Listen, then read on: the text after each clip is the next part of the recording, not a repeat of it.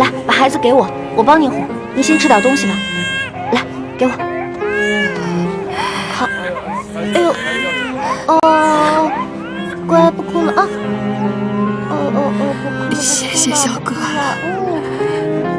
大嫂，粥太烫了，先吃个馒头吧。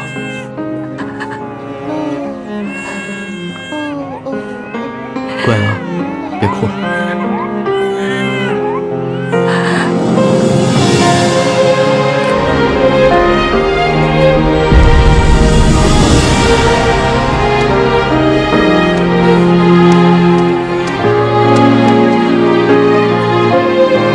大嫂，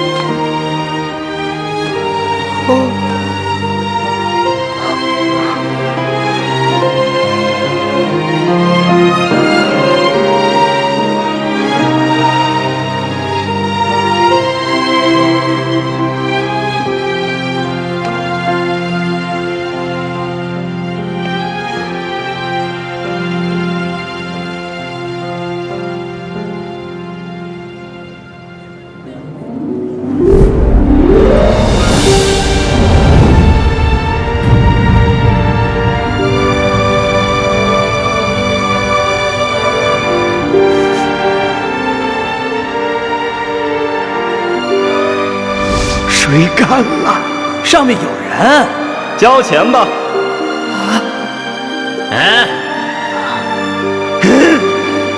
拿下！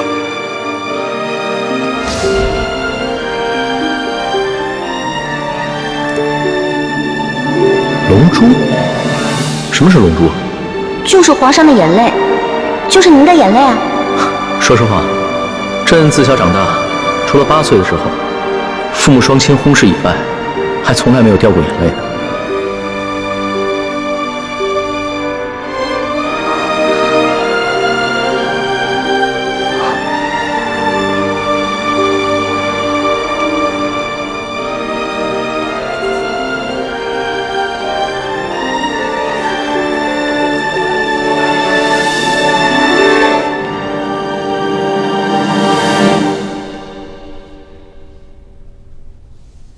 让管家找个奶娘，好好把她养着，好好把她抚养成人。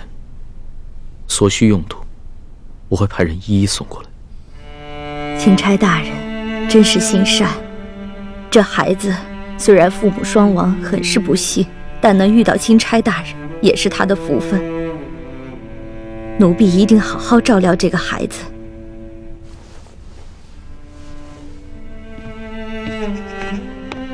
这索大人还得有10日才能把兵给调回来，每迟上1日，不知道饿死多少人，酿成多少人间悲剧了。据我打探的消息，现在每天都有成百上千的灾民涌进太原城，每天都要饿死好几10个。官府来不及掩埋尸体，只能把尸体集中到城外，一把火烧了。龙小弟，我们真的还要再等上10日吗？这10日不知道饿死多少人了。要不然这样吧，我们干脆一不做二不休，我们去把那些私吞的官银官粮全都劫出来，发给老百姓。环妹，大清律例，抢劫官银官粮可是死罪，诛九族的。知书姑娘，就算是在宫外，但这种混话也是不能随便说的。哦，主子，环妹从小就冲动任性，说话不知轻重，请主子恕罪。今儿个我也冲动任性一回，去把刘德昭他们私吞的官银官粮劫出来。当真？你这个皇上带头抢劫官府啊？对，但是我们要想一个万全的计策，不劫则已，一劫必中。你放心吧，这事儿我大哥最在行，我大哥一劫绝对成功。环妹，其实一欢不说我也知道，你们两兄妹以前闯江湖的时候，必定做过很多违法乱纪之事。你都跟主子瞎说什么了？我没说，他自己瞎猜的。李太医，你不必急着否认，已不必埋怨易欢。对于你们过往所犯之事，我今日就金口玉言，赦了你们。多谢主子恩典。微臣以前闯荡江湖之时，的确做过一些不法的勾当，但如今是全心全意跟着主子，没有主子的吩咐，绝不敢任意妄为。从现在开始，你的心中不必再有包袱，只管好好的给我谋划谋划，怎么样顺利的结出银两，救助百姓。臣遵旨。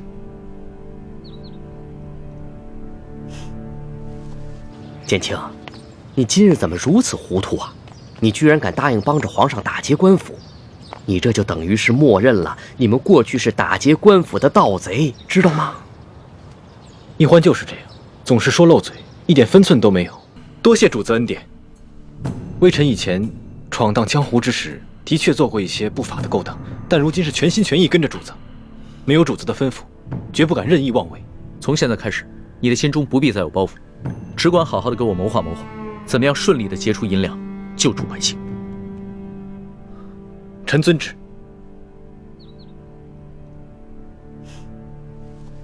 剑青，你今日怎么如此糊涂啊？你居然敢答应帮着皇上打劫官府，你这就等于是默认了你们过去是打劫官府的盗贼，知道吗？易欢就是这样，总是说漏嘴，一点分寸都没有。不过这样也好，这么一来，康熙只会把我们当作是一般行侠仗义的江湖盗匪，反而不会疑心别的。那你们也不该真的去打劫官府啊，万一出了什么意外怎么办？康熙都这么说了，我能不做吗？我自会把一切安排妥当。如果真的出了什么意外的话，大不了放弃行动。劫不到粮食跟银子，我跟欢妹自有办法脱身，叔父不必担心。你们呐，毕竟还是太年轻，不了解皇上的心思。此时纵然成功解了皇上的燃眉之急，他或许此时赏识你，可是等他冷静下来，他又会觉得你目无法纪，不易控制，到时候又会对你们生出排斥防范之心。多谢叔父提醒。叔父说的这些，侄儿心里何尝不明白。但是这次行动若能顺利完成，就能解救诸多灾民，我也顾不了那么多了。可是如此一来，你跟易欢的处境就十分危险，我也危险呐。叔父，你如今有钱有势，吃腻了山珍海味，所以你不再关心那些挣扎在生死线上的灾民。可你难道忘了吗？当年跟我爹在死尸堆里找食物的惨状。你当年但凡有3寸宽的活路，又何至于进宫当太监？这次行动，如果真的能解救这些灾民，我们能避免多少这样的悲剧发生，也算是做了一件好事，不是吗？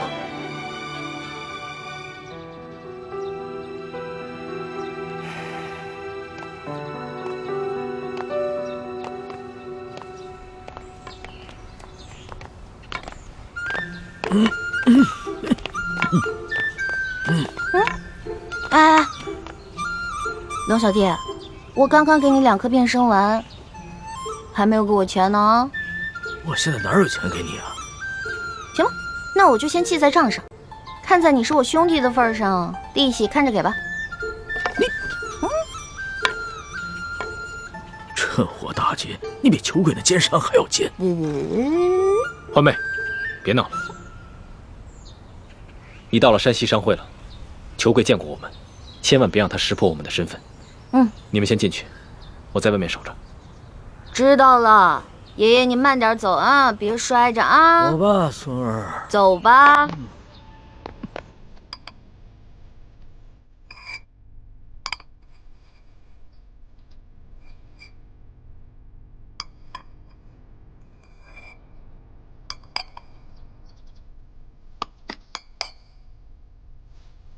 如今山西的大旱米价飞涨，裘某有一事不明，赖老板为何要千里迢迢从京城来到咱们太原买粮？不瞒裘会长，其实是这样的，我爷爷的身子骨一向康健，可是开春以后呢，突然得了一场重病，求遍天下名医都没有效果。这前不久，我我爷爷做了一场梦，他梦里啊，梦到观世音菩萨。他说我爷爷年轻的时候做了一件错事，所以才会有这场劫难。我爷爷必须亲自做一件善事，才能够化解这场劫难。哦，那这么说的话，艾老板，你买粮是为了行善喽？没错，我爷爷想买1000担粮食分给灾民。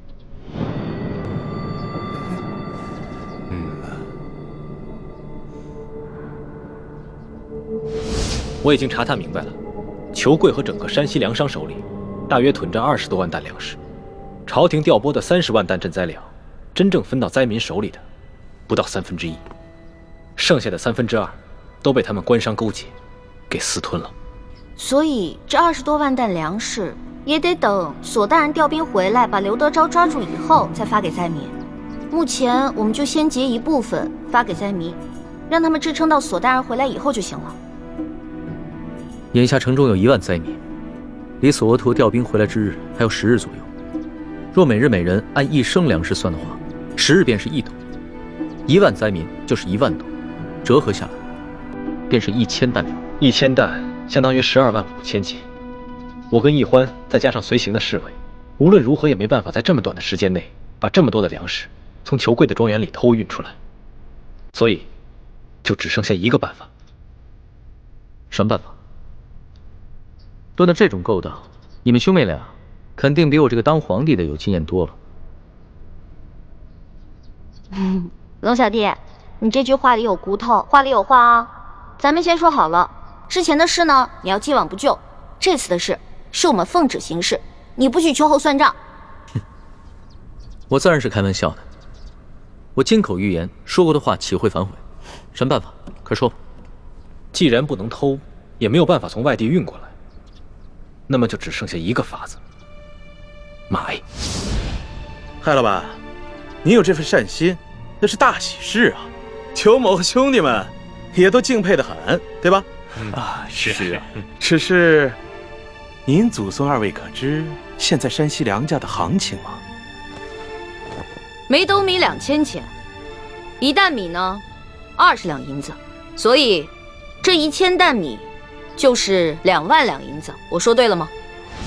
如今太原的粮价被哄抬到了每斗2000钱，折合成银子就是2两，10斗为1担，那么每1担粮食就需要银子20两，1000担粮食就需要银子2万两。哎，我们从宫里带出来的还有多少银子？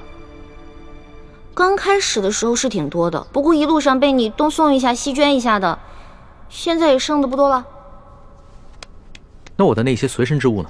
全都当了，总能值2万两吧？我的龙小弟，我们是微服私访，怕露出破绽，一切贵重的东西都没怎么带。只有我跟丽嫔娘娘带了一些贵重的金银首饰，但是刨除一眼就能看出是宫里的金银首饰以外，其他的能典当的也只有2000两。那你的意思是，我们还差18000两啊？18000两哪够啊？灾民们不能吃生米吧？柴米油盐可都需要钱，就算一个人发1两的话，那还少1万两左右。那也就是说，我们还差28000两啊？对，28000两。朝廷调拨的50万两赈灾银，真正分到灾民手里的不足20万两，剩下的都被刘德昭和地方官员给私吞了。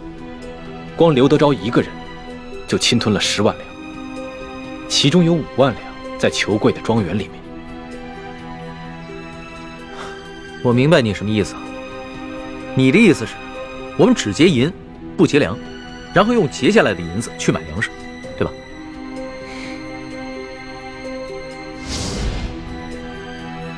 艾老板，裘某还要问一句，你真愿意花2万两银子给那些灾民吗？没错，只要能治好我爷爷的病，再多的钱我都愿意出。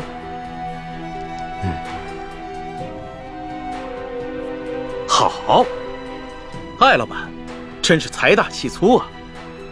不过如今是非常时期，咱们商会做买卖有个规矩，只收现银，您看呢？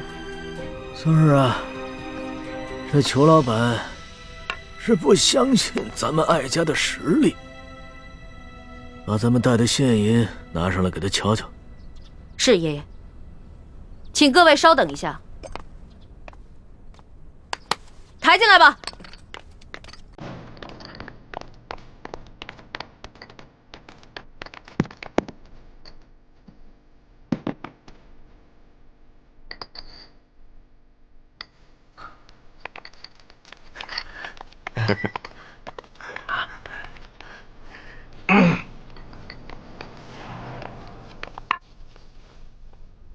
这里是2000定银，明天早上，在这个地方，一手交钱一手交粮，如何呀？好，艾老板，性情中人，快人快语啊！那咱们可就一言为定了，击掌为凭。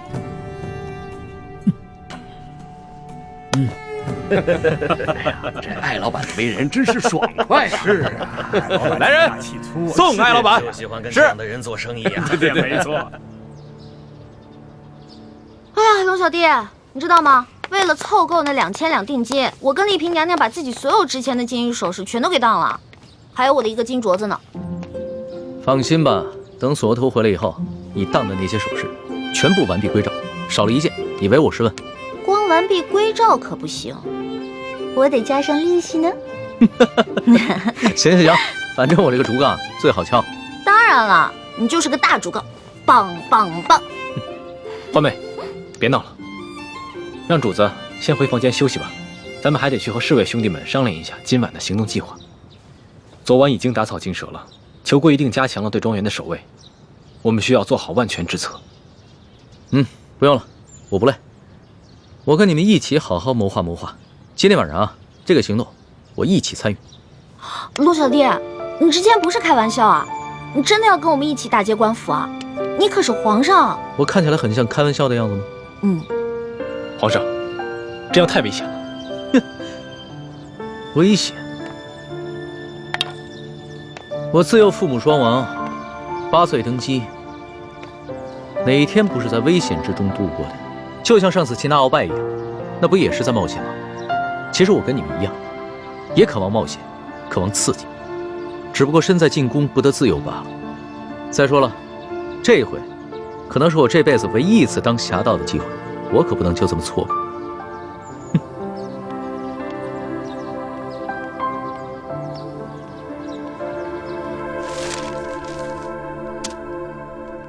这是裘贵庄园的前门，这是后门，中间的花园还有一道暗门，这是粮仓，这里是银库。龙小弟，喏，给你准备的夜行衣，换上吧。好啊，我终于也有机会当一回侠盗了。李大夫，给我更衣。主子，万万使不得呀！以您的身份，怎么能跟着他们去打劫官府呢？万一出了什么差错，奴才万死难赎其罪啊！你啰嗦什么呀？我5岁就开始习武了，一直都英雄无用武之地。今天晚上我正好试试我的本事。公公放心吧，有我兄妹在，一定会保证主子的安全。如果真的出了什么意外的话，大不了我们放弃此次行动，绝对不会置主子于险境的。李太医，你这话说得轻松，那裘贵庄园内机关重重，你凭什么保证主子万无一失？再说了，要是给太皇太后知道了，你们居然怂恿皇上打劫官府，而我又未能劝阻，那咱们所有人都要人头落地。行，我不去了，你先起来吧。谢主子体恤。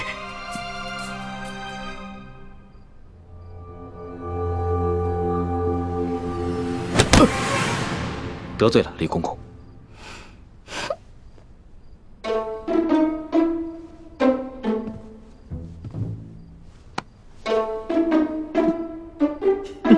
你这个老东西，老在我耳边聒噪，我又不是小孩了，真烦人。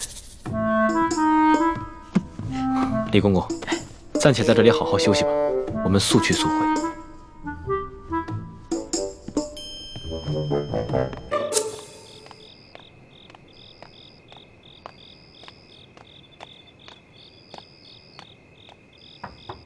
小姐，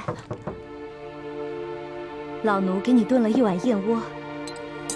哦，我现在不想吃，我有些不舒服，要歇息了。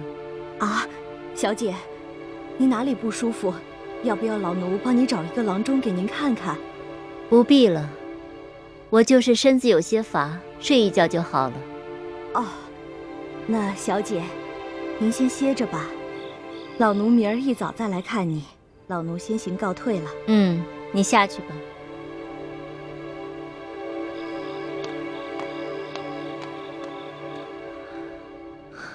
走了，这奶娘真够烦人的。如今在这世上，奶娘是婉妹唯一的亲人了，还望前辈多担待。孟大哥，真是宅心仁厚。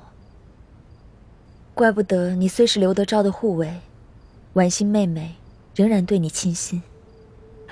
我家本住在城外南湖边上，婉妹从小就喜欢女扮男装，背着她爹溜到南湖边来戏水。我俩也算青梅竹马，直到她被选为秀女，前来跟我告别，我才知道，原来她是舒大人的女儿。原来是这样。孟大哥打听到婉心妹妹的下落了吗？打听到了，她现在被软禁在裘贵的府宅里。只因我受了内伤，再加上裘贵又加强了守卫，我怕打草惊蛇，所以没有贸然行动。都怪我那夜下手太重。不过你放心，我等都是有心意之人，我们一定会帮你救出舒小姐，让你们远走高飞。多谢前辈，不打不相识。前辈不必挂怀。如今裘贵一心只想着把婉妹献给刘德昭，而刘德昭眼下一门心思要对付钦差大人，所以婉妹暂时是安全的。我先帮着你们把裘贵私吞的官银给劫了，先救了那些灾民再说。好，这次我们能否顺利地劫走裘贵私藏的官银，就全靠你了。在下一定全力配合。其实这些年保护刘德昭，我内心也十分矛盾。如果真能为灾民做些什么，也算稍稍赎点罪吧。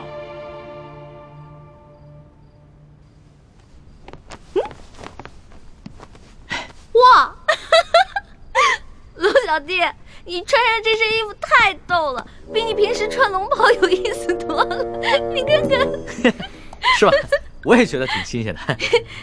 哎呀，得亏索大人不在，要是他在的话，非得被吓得屁滚尿流的，肯定不让咱们去冒险。哎，那个金蚕背心穿了吗？没有。你为什么不穿啊？你要是不穿的话，我不带你去啊。我骗你的，老大吩咐小弟的话，小弟怎么能不听呢？不信你摸摸。真的穿了？嗯。别摸那儿痒。还真穿了。好吧，那我们带你去。你知道吗？这次你亲自出马，可是我们比平时紧张的10倍还不止呢。我也是从小练武到大的，虽然武功呢没有你哥哥好，但跟你比起来差不多。吹牛！主子，臣得再提醒一遍，这抢劫官银可不是儿戏，臣会尽量保护主子的安全。但是如果真的发生什么意外的话，主子切不可恋战，必须在臣的掩护之下尽快撤离。你放心吧，我虽然喜欢冒险，但也不想当一个被当盗贼拿住，再被砍掉脑袋的窝囊废皇帝。哼，这样吧，到了那儿全听你的吩咐。好，为确保万无一失，还请主子把裘贵庄园的机关设计图和地形图再熟悉一遍。好，出发吧。这个龙小弟平时挺老成的，今天这么任性，难道是受了我的影响？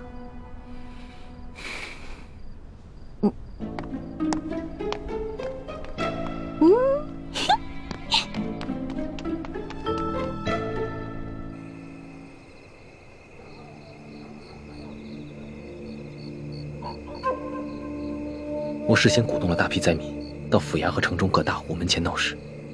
刘德昭调集了大批的兵力，正在忙着驱赶灾民。这边的守卫就只剩下裘贵自己培训的家丁了。哦，声东击西，调虎离山，做得好。等一会儿，巡逻外墙的守卫换岗，会有很短的一个时机。我们必须抓紧时间，冲掉那边的转角。那里是一个视线盲区。好，该你们去了，该你们了，来，你们去吧，放心吧，沉点，来了，辛苦了，辛苦了，来，快，冲过去。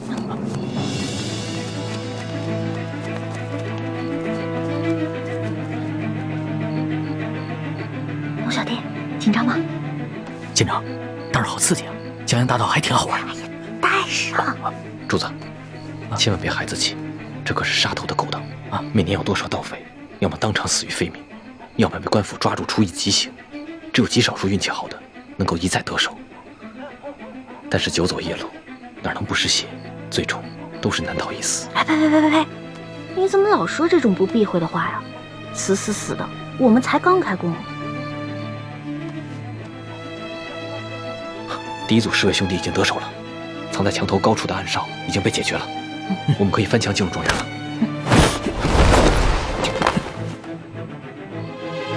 你们在这等着，我去探探。老大，你们刚刚不用把我架上来的，我平时也练过轻功，我自己可以的。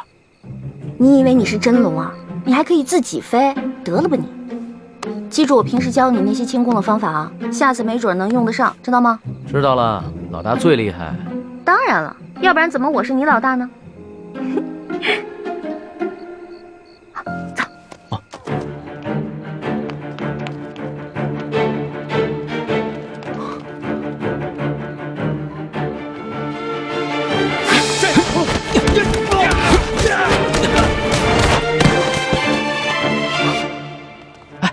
我怎么觉得浑身有点痒啊？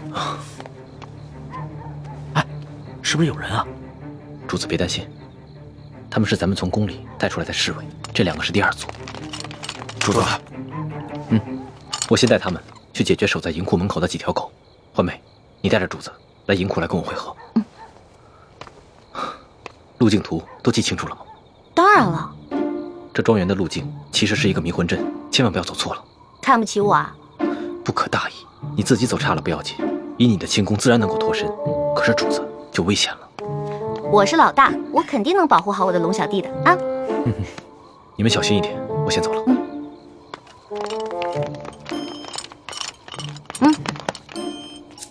从现在开始，紧紧跟着我的步伐，一步都不能落，知道吗？知道了，老大。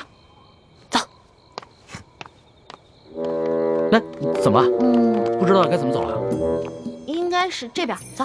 那到底往左还是往右？好像是往左吧？你确定啊？不，往右，往右。有点迷糊啊。那好吧，我不懂这个机关阵，还是往左吧。我就听你这个老大的吧。这是停！咱们是不是又回到原地了？好像是。老大，你不会学艺不精吧？把这迷魂阵你都给认错了。我只是稍微失误了一下嘛。这回肯定没错，往右转。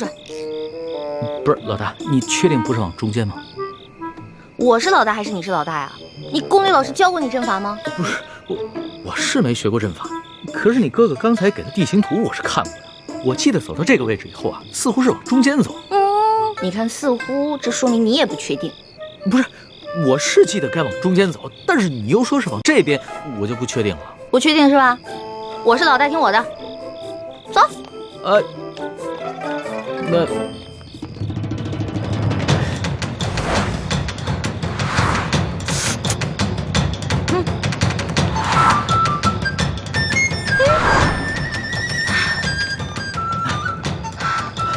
我确定，我们又回到原处了。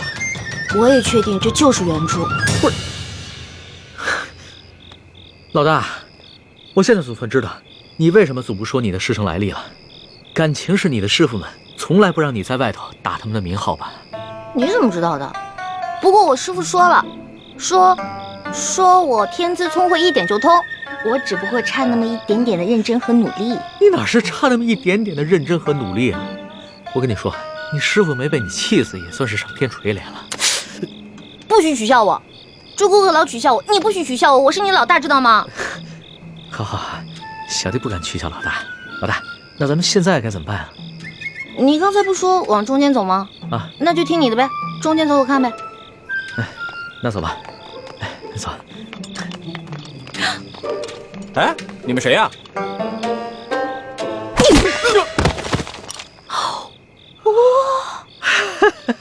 可以啊，反应够快的啊！其实挺害怕的，看得出来了。胆小鬼！鬼啊！出鬼啊！老大，你胆子好大呀！我就是怕鬼，其他我什么都不怕。是吗？是啊。喂，你们俩在干嘛？偷懒是吧？啊！快来人！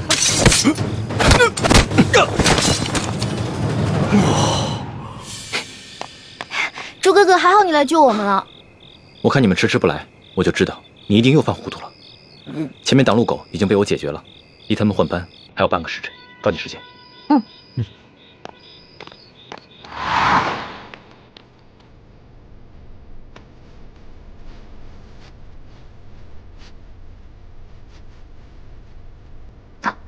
小心点。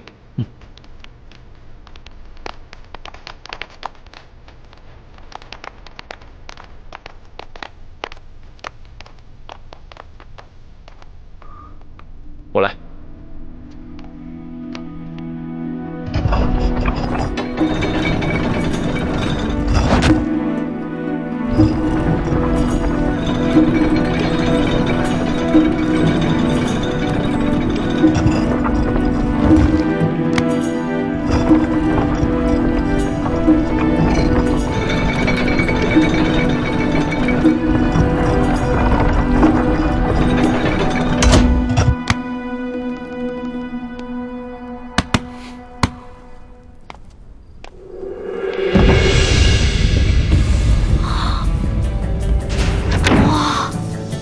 猪哥哥，你太厉害了，你一下子全都搞定了。你呀，以前上课老是偷懒，现在知道自己学艺不精了。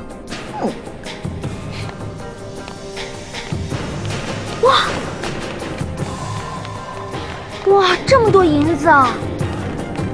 哇！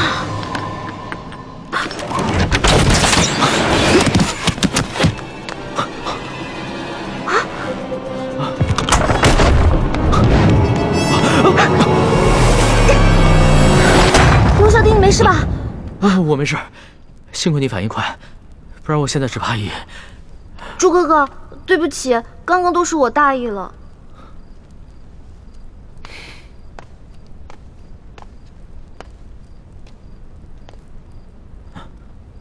主子，你没事吧？啊，我没事，没事，没事就好。你先通知外面的侍卫兄弟进来搬银子，我再检查一下，看还有没有什么别的机关。注意安全。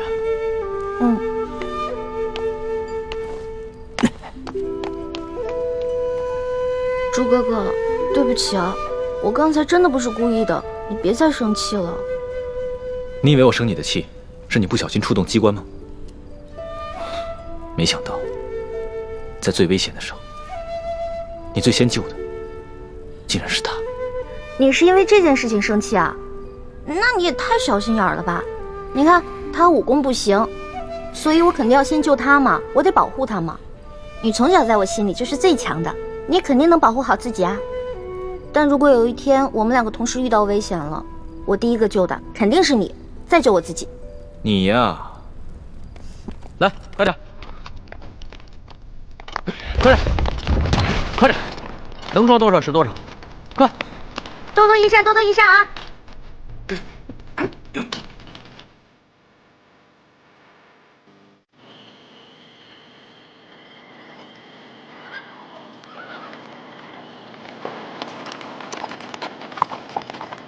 痛快，真是太痛快了！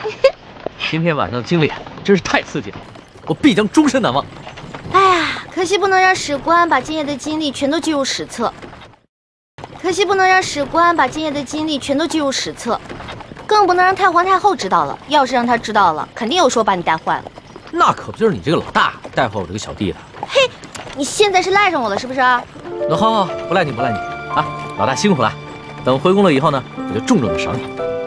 赏我呀？赏我什么？你说个数。你现在跟以前不一样了，我也不能狮子大开口。500两。300两。200两成交。你越来越小气了，你不会赖账吧？我发誓，绝不赖账。我以我本人做担保。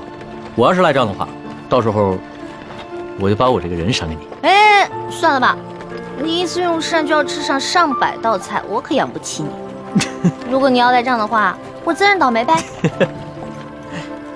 李太医啊，今天晚上真是辛苦你了。我真是没想到，身边还有你这样一个全才，不仅医术好，武功好，还懂得机关阵法，懂谋略。让你做一个太医啊，实在是太委屈了。等回了宫以后，我一定好好提拔你。主子，其实今夜此次行动能如此顺利，并非臣有多厉害，而是臣的运气好。事先得到了裘贵庄园的机关地形图和卫队巡逻表。你能得到如此机密的东西，是裘贵身边有人给你做内应？是。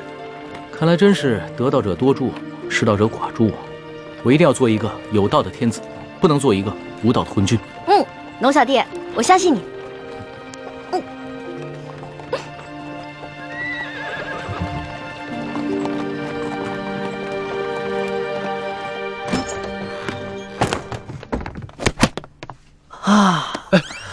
李公公得罪了。主子，你终于平安回来了。你要是再不回来，奴才也要吓死了。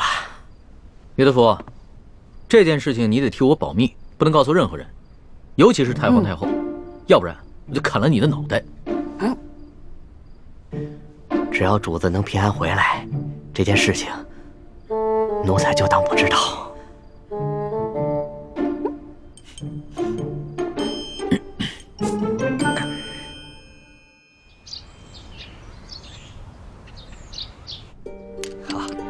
艾老板真是一个爽快之人啊！这项没问题，又财大气粗啊！哎，这项也没问题，对，说没错。艾老板大手笔。好，老爷，银子都验过了，都是成色石做的官银。好，艾老板，真是诚信之人呐！我们商会已经准备好了1000担粮食，就在码头仓库里。如今银子已经交割完毕了，可以放粮了吧？那是自然啊，去，带着艾老板的手下到码头交割一下啊。是，好的。跟我来，请，这边请。哎呀，艾老板，真是大善呐！您行此善事，上苍必定眷顾，此次劫难一定可以安然度过。裘某在此，先祝愿艾老板早日康复了。多谢裘老板吉言。我在府上已经设下了酒席，艾老板，上个光，也让裘某尽一尽地主之谊吧。好说好说，倒是让裘老板破费了。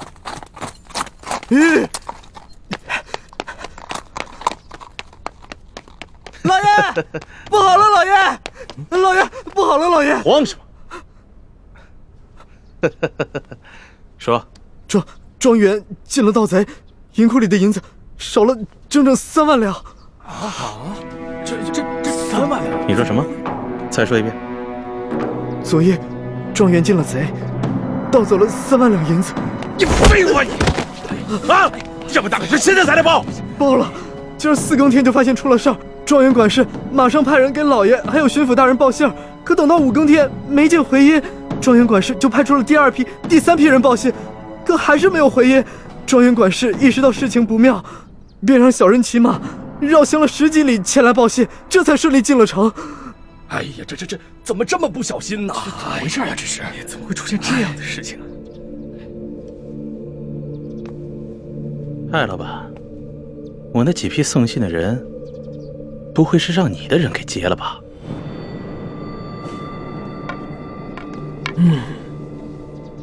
你说呢？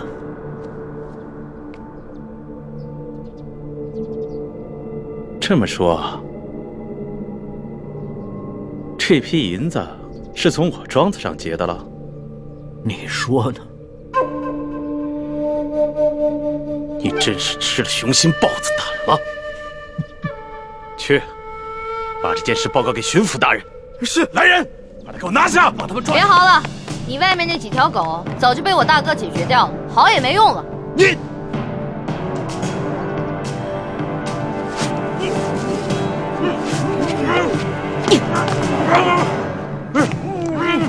爷爷，咱们不能把银子都给他们留下来。把银子全都抬出去，交给李护卫发放给灾民。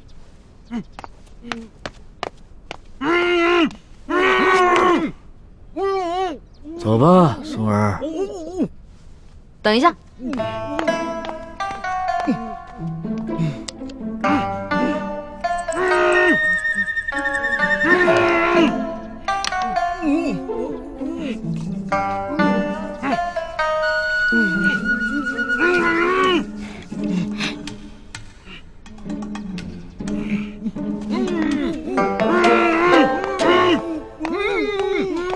爷爷，我想了想，应该在这几个禽兽不如的东西脸上留点墨宝，也相当于给刘德昭那个狗官下了战书了。意下如何？这倒挺有趣儿的。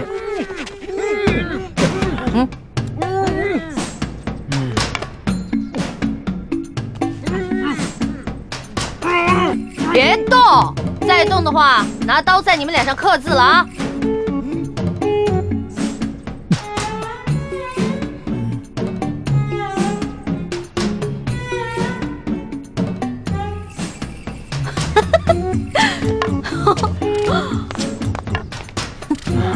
这边再写一个字啊！都给我老老实实待着。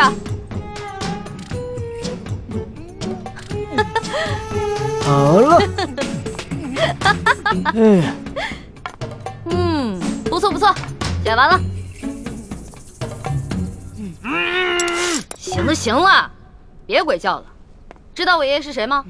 告诉你们，我爷爷的字那可是价值连城的，最好在你们脸上永远不要洗掉。给你们还有刘德昭敲个警钟，知道吗？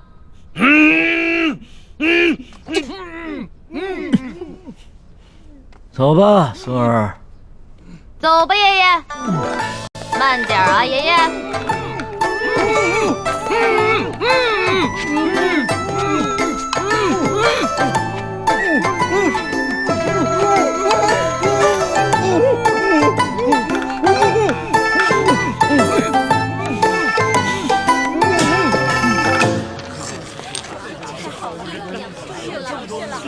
谢谢你，谢谢，谢谢，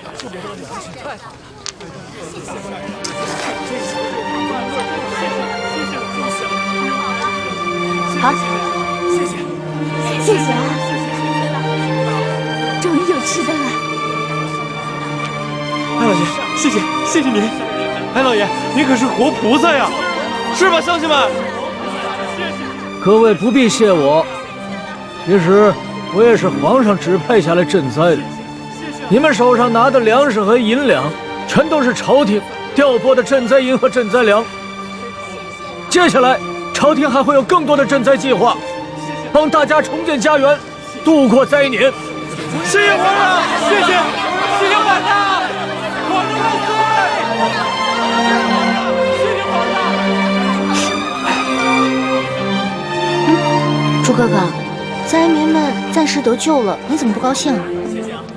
灾民得救，我自然是高兴。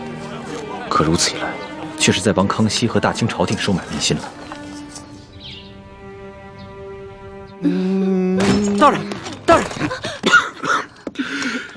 什么呀？你们这是？老爷就不能有点自己的时间吗？大人，舅老爷的库银被盗了。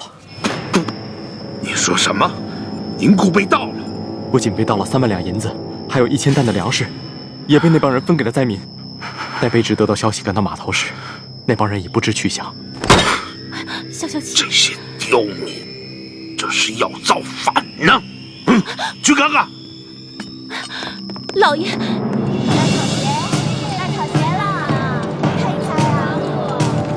闪开！闪开！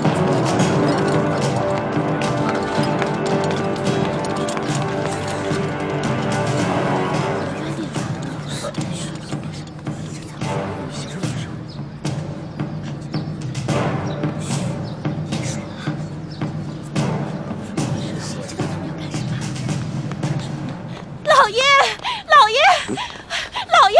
呀呀呀！你慌什么？老爷好着呢，小心你肚子里的孩子。慢慢说。棍儿和那几个商人被人给绑了。啊？看看去。走。哎呦，轻点，对不起老爷。棍儿啊，棍儿啊！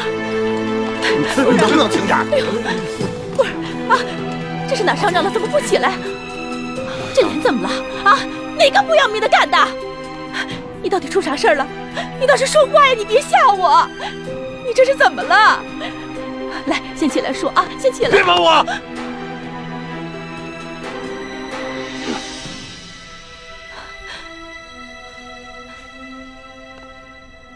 棍儿啊，怎么回事？谁干的？邢爱，以前没打过交道，京城来的客商。看见了吗？看见我的脸了吗？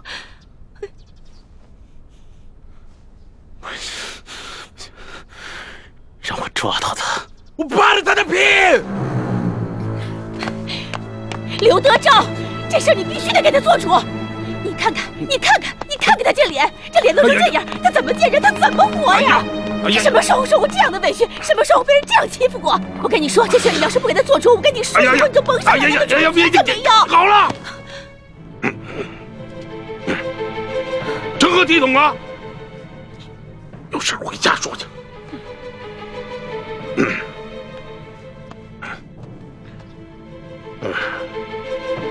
这真是的，吃了雄心豹子胆，居然敢在我小舅子头上动土啊！若是让本官抓住，非得给他碎尸万段了，扒了他的皮，给我喂狗去！你听见没有？这喂狗！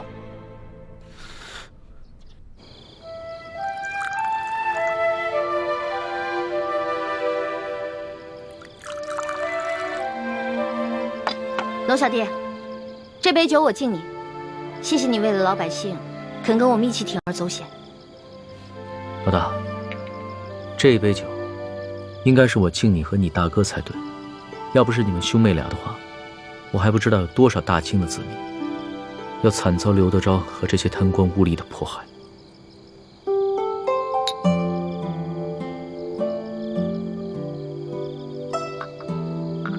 我现在一想到刘德昭跟裘贵那副嘴脸，肯定十分狼狈，我就觉得特别好笑。可是我笑不出来啊！这次出巡以来，我见到了太多平常在宫里连想都不敢想的事情。我在想，如果我们大清的官员每一个都如此贪赃枉法的话，那我们大清的江山还能长久吗？看到那些灾民收到一点点赈济的银两就三呼万岁，说实话，我很震撼，也很惭愧。我们大清的百姓是多么的善良，对官府的要求是多么的低微，而我们这些身居高位的人是多么的失职。娄小弟，为了刚才你说的这番话，我再敬你一杯。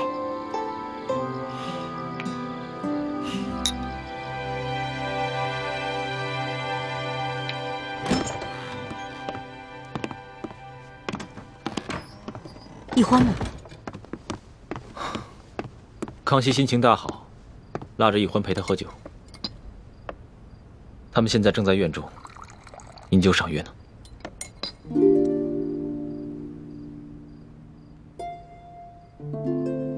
大师兄，小师妹跟我一样，都是为了光复大明的大业，你千万别介意。我知道，我会克制我自己的。太子，其实这次的行动我是一直不同意的，但是你却一意孤行。一来你们出生入死，倒是帮康熙收买了民心；二来你在康熙面前暴露的太多了。虽然康熙表面上嘉奖于你，但是内心也难免不会对你和易欢起疑心啊。我明白，但是我别无选择。康熙身为大清的皇帝，为了灾民都可以去冒险一搏。如果我为了一己私利而畏首畏尾的话，那在欢妹的心里，她会怎么想我？奕欢怎么想你和康熙，这并不重要。你所做的那么多，难道就是为了讨一个女人的欢心吗？你别忘了你的身份，你是大明最后一个太子。我没忘，我也不是为了讨奕欢一个人的欢心。六师傅，就如康熙为那些饿死的灾民落泪一样，那是他身为当今天子的良知。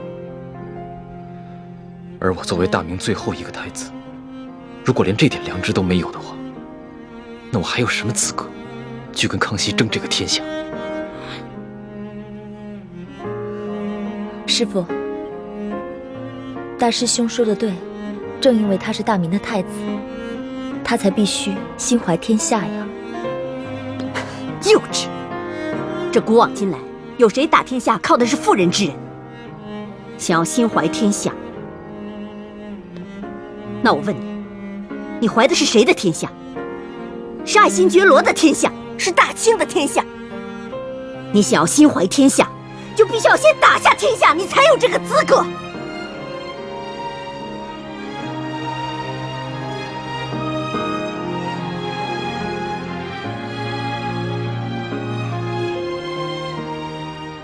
六师傅说的是，徒儿受教了。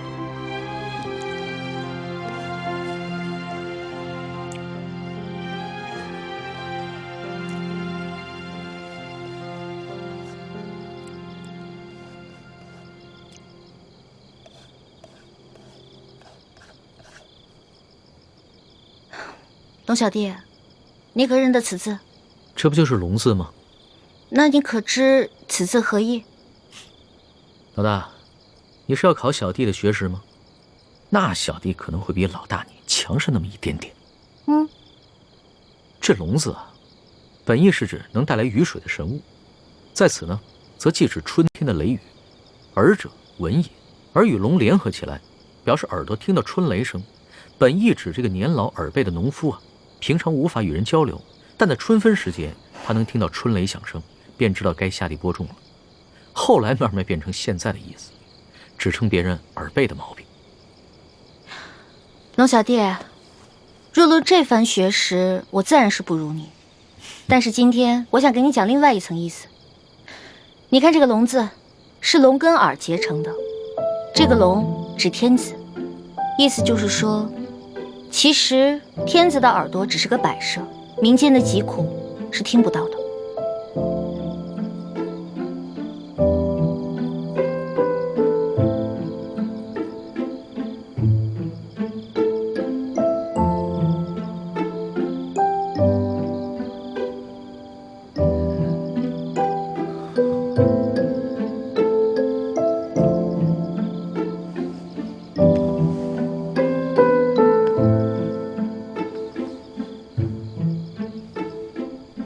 多谢老大指点，对小弟来说，犹如醍醐灌顶，顿生觉悟。此次出巡以来，我这双耳朵总算是打开了。等我回了宫以后，再也不会让我这双耳朵变成白蛇。老小弟，一言为定。为了你这句话啊，我再敬你一杯。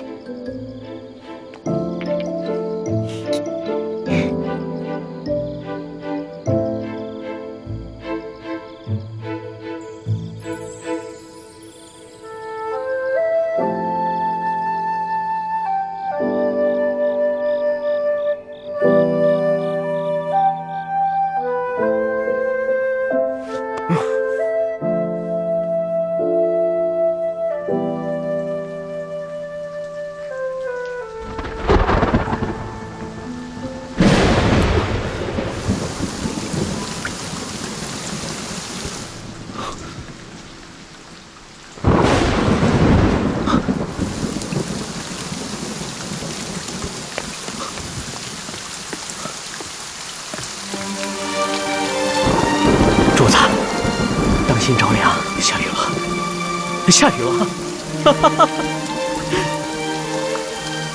而且雨势还挺大。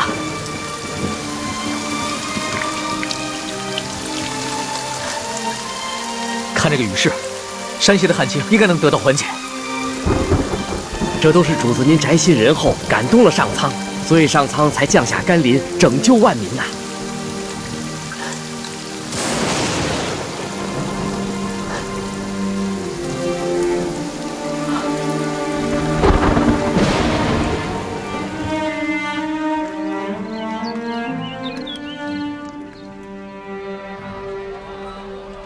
想不到这场雨一下就是3天，真是一场及时雨啊，缓解了山区的旱情。这场雨虽然缓解了旱情，但是错过了播种的季节，灾民们仍然需要救济。我知道，我会让朝廷继续赈灾，让灾民们平安度日，直到下一个收获季。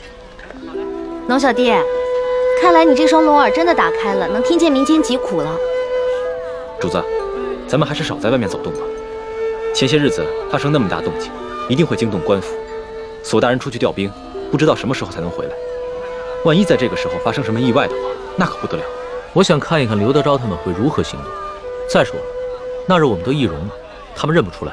就是嘛，你要对我的易容术充满信心。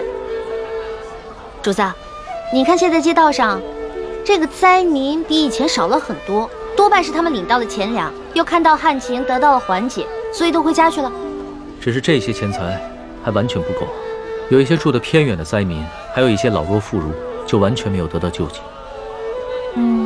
主子，像那样的行动可一不可再，还是等索大人调兵回来，拿下刘德昭这个贪官，再安排可靠的官员，严格执行朝廷的赈灾计划，才是长远之计。说的有道理啊。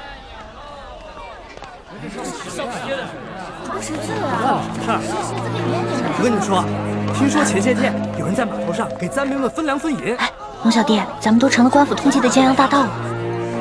多亏了他们呀！怎么会像是铁匪呢？活菩萨呀！是呀，哪怕是活菩萨，现在都四驱难保了。这劫了官粮官银，可都是杀头的罪啊！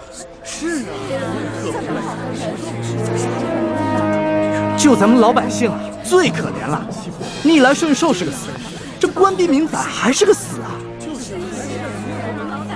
你说他们这些好人都被抓了，多好的种生，太可分钱分粮呢。咱们老百姓真没有活路了。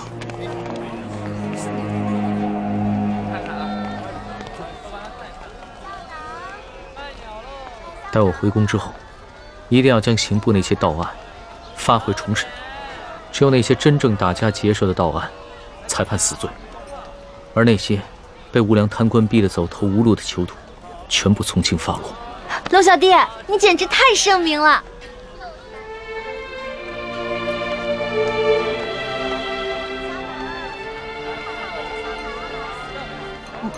怎么了？他不过是随口一说，你还当真了？你就这么容易被他感动了？你不信他说的吗？我觉得这次来山西对他感触挺深的，他刚才说的都是真心话。只怕他的真心不过是一时头脑发热。你别看他现在义愤填膺，对官逼民反的百姓充满了同情，但只要回到了紫禁城，他的心境和立场立马就不一样了。到那个时候，他最先考虑的是如何维护朝廷的权威和自己的龙椅，而不是百姓的疾苦。朱哥哥，你这么一说，我心里怎么那么失落跟害怕呀？环美，我知道你对康熙充满了幻想，但将来你就会慢慢明白，他绝对不可能是你想象中的那个样子。让开让开！官爷，求您再仔细看看这画像，和老朽只是略有几分相似。闪开闪开闪开！这3个人看上去真老实巴交的，哪有胆量去劫官粮官银啊？就是啊，看他那个小身板，个个瘦的跟皮包骨头似的，就算有那个贼胆，也没那个能耐呀。行，这3位活菩萨神龙见首不见尾，给灾民发放完钱粮之后就消失得无影无踪，肯定是有来历的高人啊！就这帮饭桶，只知道欺压老百姓，他们哪有本事去抓人呢？就是啊。还不是只能找几只替罪羊上去交差呀？可是这3个人只是跟通缉的要犯长得有点像，当官的无凭无据的，能随便判人死刑啊？要证据还不简单吗？这帮官老爷哪个不是无中生有、栽赃陷害的能手啊？这可是死罪，这犯人不认罪，当官的他也能硬判啊。嗨，只要进了公堂，还由不得你不认罪啊！三木之下，何共不可求？对，到了秋后，3颗人头落地，这案子就了结了，关老爷又可以高枕无忧了。走，咱们去看看去，看看徐府大人看看去。对，走。龙小弟，怎么办啊？他们不会真把无辜的百姓屈打成招吧？咱们也跟上看看去。也不知道要怎么审啊！哎，咱们过去看看吧。走，快点！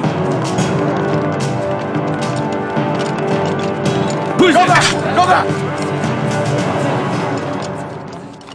主子，现在怎么办？临出来之前，为了预防万一，我把那道圣旨带了，要不然以钦差的身份进去问一下。不急，咱们先看看这个刘德昭怎么办这个葫芦案。这也不让我们进呐！走。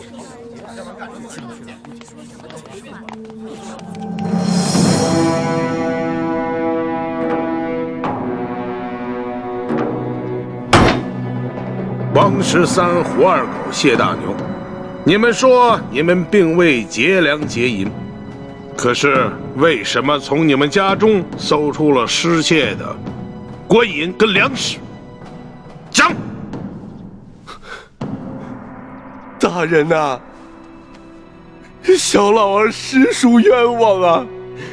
那些粮食和官银，不是官府赈灾分给咱们灾民的吗？那爷在码头娶了好些个灾民，每人都分到了1斗粮食和1锭银子啊！大人，小人更冤枉啊！那夜小人听说有活菩萨要在码头上给灾民们分钱分粮，本想赶着去的，不料小人的娘子摔了一跤，把怀了3个月的孩子划掉了。等小人安顿好娘子，赶到码头，银子和粮食早就分光了，活菩萨也不知去了哪里。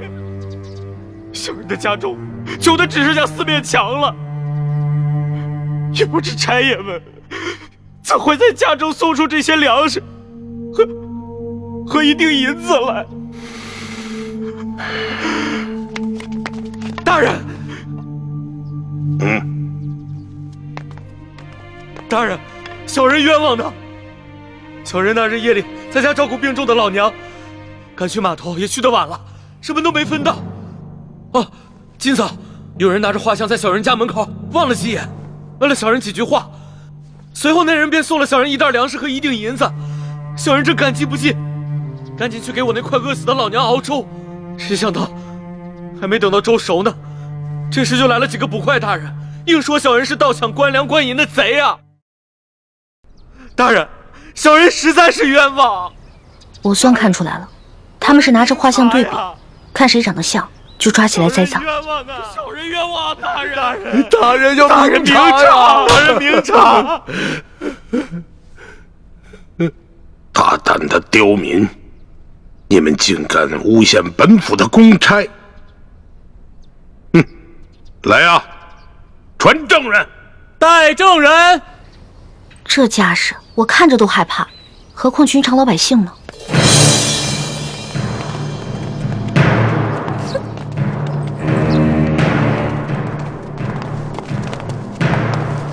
参见大人。好了，都起来吧。谢大人。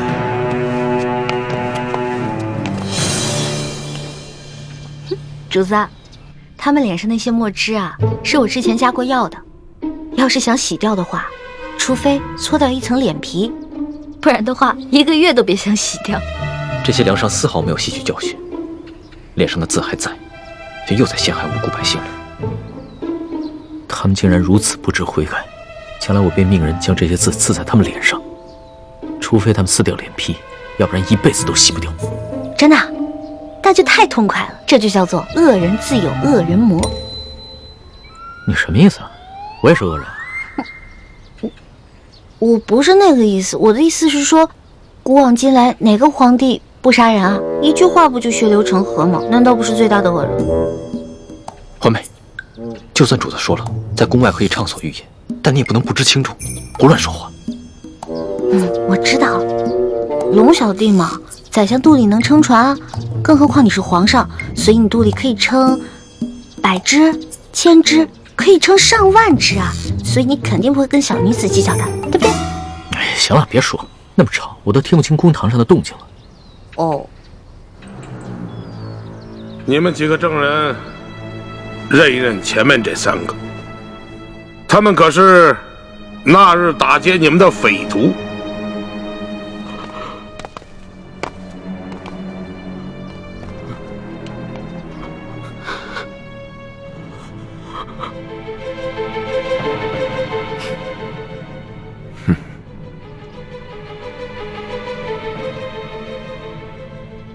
没错，大人，就是他们。好，你们先下去吧。是。大人冤枉！大人冤枉！大人冤枉！大人冤枉！大人！王13，5个人都指认你们，你们还有何话要讲？大老爷，老朽冤枉啊！冤枉啊！冤枉啊！大人，冤枉啊！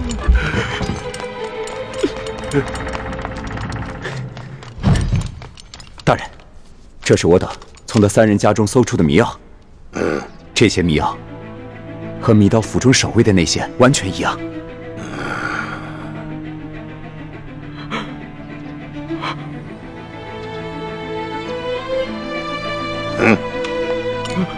大人，大人，小人跟老娘经常挨饿，早都不想活了，就连买包老鼠药的钱都没有，哪里来的钱买迷药啊？大人，冤枉啊！大人，大人，小人和娘子也饿了好些天了，家中若有迷药，早就不管这么多，先吃下去了，哪里还能留到官爷们来搜啊？大人，冤枉啊！大人，大人，卑职刚刚在高级药铺调查到，王13前些日子曾去药铺买过药材，这些药材正好可以配出强效迷药。这是高级药铺掌柜高老师的书证，大人请过目。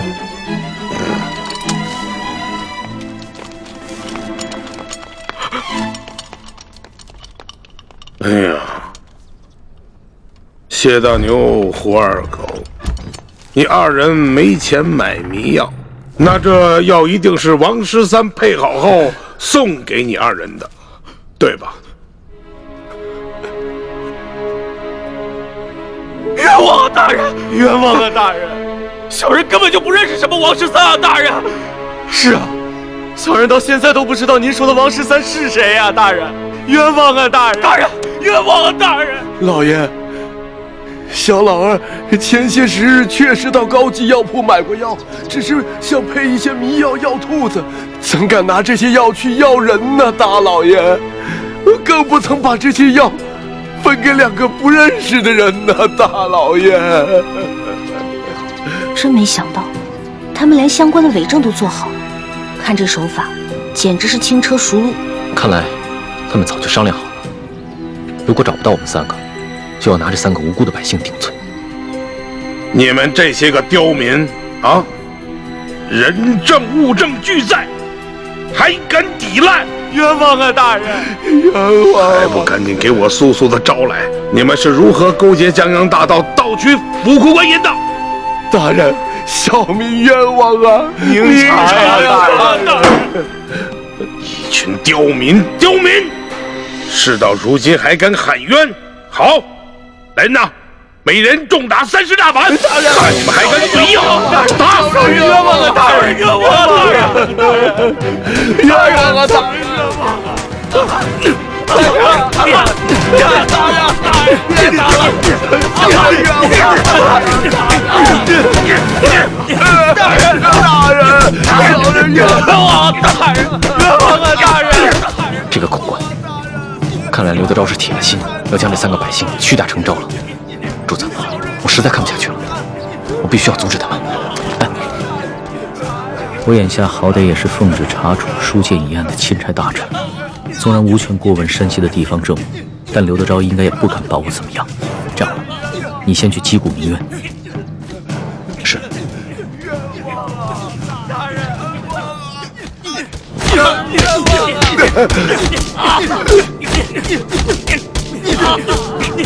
大人，你干什么呢？要干什么？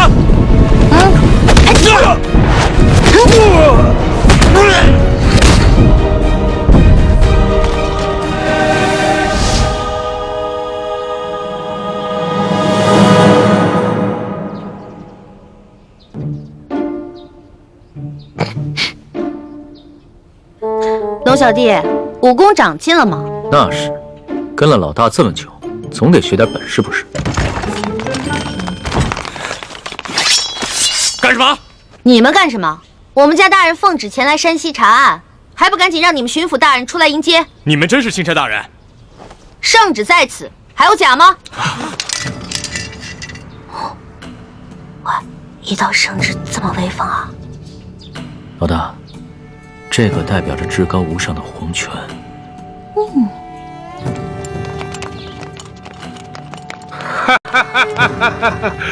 龙大人，刘德昭恭迎钦差大人。早就听说龙大人到了舒大人的府上，本该前去拜会，只是公务繁忙，实在是走不开呀。早有耳闻啊，这山西旱情严重，刘大人一边忙着赈灾，一边忙着缉捕盗匪，确实是忙得很呐。龙大人此次来奉旨调查舒大人遇刺一案，不知办得怎么样了？今日龙大人来，可是想让本府助你一臂之力？确实是需要巡抚大人相助之处啊。本府定当全力配合。哎，不过龙大人，你也看到了，本府现在正在审理一起盗匪之案。不如这样，龙大人先暂时去我的后堂歇息，待本府办完此案之后，再到后堂听龙大人通报舒总兵遇刺一案的案情如何？刘大人，这3天前夜里发生的重大盗匪案，没想到今日就抓到了匪徒，刘大人的办案效率实在是让我钦佩。刘大人，不知本钦差是否可以在此旁观刘大人审案呢？龙大人呐，你不过是奉旨来查办舒总兵遇刺一案的，这盗匪之案呢，与舒案呐，没有任何之相关联。哎呀，若是要旁听的话，不太合适吧？刘大人，本钦差只是旁观而已，绝不干扰刘大人办案。再说了，等本钦差回了宫以后啊，这皇上问起在山西的见闻，我也好将刘大人的这高效办案的美名上达天听啊！